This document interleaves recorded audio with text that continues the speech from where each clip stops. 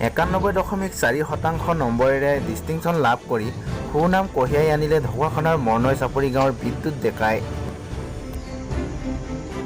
সদ্য ঘোষিত উচ্চতৰ মাধ্যমিক চূড়ান্ত পৰীক্ষাত কলা শাখাত 5টা বিষয়ত লেটাৰ লৈ 91.4% নম্বৰ লাভ কৰি ডিষ্টিংশ্যনসহ প্ৰথম বিভাগত উত্তীৰ্ণ হৈ ঢকুৱাখানাৰ মৰ্নৈ চাপৰি গাঁৱলৈ সুনাম কঢ়িয়াই আনিলে বিদ্যুৎ ডেকাই। ঢকুৱাখানাৰ মৰ্নৈ চাপৰি গাঁৱত অৱস্থিত পাত্ৰীচুক মৰ্নৈ চাপৰি মধ্য ইংৰাজী বিদ্যালয়ৰ সহকাৰী শিক্ষক লক্ষীনাথ ডেকা আৰু পুণ্যলতা ডেকাৰ কনিষ্ঠ পুত্ৰ বিদ্যুৎ ডেকা। মেধাৱী ছাত্ৰগৰাকীয়ে বৰপেটা জিলাৰ কৃষ্ণগুৰু মহাবিদ্যালয়ৰ পৰা পৰীক্ষাত অৱতীৰ্ণ হৈছিল। এই ফলাফলত পিতৃ মাতৃৰ লগতে অঞ্চলটোত এতিয়া আনন্দৰ জোৱাৰ সৃষ্টি হৈছে। ভৱিষ্যতে এগৰাকী আদৰ্শ শিক্ষক হোৱাৰ সপোন দেখা মেধাৱী ছাত্ৰগৰাকীক আমাৰ তৰফৰ পৰাও থাকিল অলেখ শুভকামনা। মই মোৰ এই ফলাফলৰ বাবে যথেষ্ট আনন্দ অনুভৱ কৰিছোঁ আৰু মই যথেষ্ট সুখী হৈছোঁ। কেনেধৰণে তুমি কষ্ট কৰিছিলা?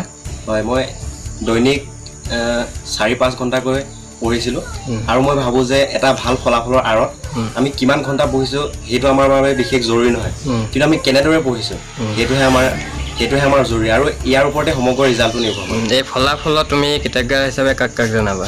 হয়, মই ইয়াৰ কৃতজ্ঞতা হিচাপে মোৰ পিতৃ মাতৃ আৰু পৰম শ্ৰদ্ধাৰ আমাৰ সন্মানীয় সকলো শিক্ষাগুৰুকে কৃতজ্ঞতা জনাব বিচাৰিছোঁ, কাৰণ তেওঁলোকৰ অশেষ কষ্ট আৰু সৎ পৰামৰ্শ অবিহনে আজি মই এনে এটা ৰিজাল্ট কৰিবলৈ সক্ষম নহ'লো হয়। ভৱিষ্যতে কি হ'ব বিচৰা?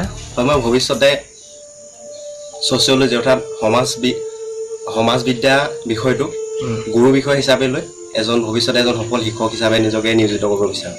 ক'ত পঢ়িম বুলি ভাবিছা এতিয়া? হয়, মই ডিব্ৰুগড় ইউনিভাৰ্চিটি পঢ়িম বুলি ভাবিছোঁ। তুমি কোন স্কুলৰ পৰা পাছ কৰিছা আৰু কিমান শতাংশ উত্তীৰ্ণ আছে? হয়, মই বৰপেটাৰ এখন খুব নাম থকা কলেজ কৃষ্ণগুৰু মহাবিদ্যালয়ৰ পৰা এনে এটা ৰিজাল্ট কৰিবলৈ সক্ষম হৈছোঁ আৰু মই 91.4%ৰে ডিষ্টিংশ্যনসহ পাছ কৰিছোঁ। ষ্টেণ্ড কৰিবলৈ অলপতে থাকিলে? হয়, 9 নম্বৰৰ কাৰণে মোৰ ষ্টেণ্ড কৰিবলৈ থাকিলে। মই যিটো কামনা কৰিছোঁ তাকেই পাইছোঁ। আপোনাৰ ল'ৰাই কেনেধৰণে কষ্ট কৰিছিলে? কষ্ট মই ঘৰৰ পৰা ফোন কৰি সুধোঁ, 5-6 ঘণ্টা অধ্যয়ন কৰোঁ বুলি কয় আৰু কলেজখনত পঢ়িও ভাল লাগিছোঁ বুলি ক'লে।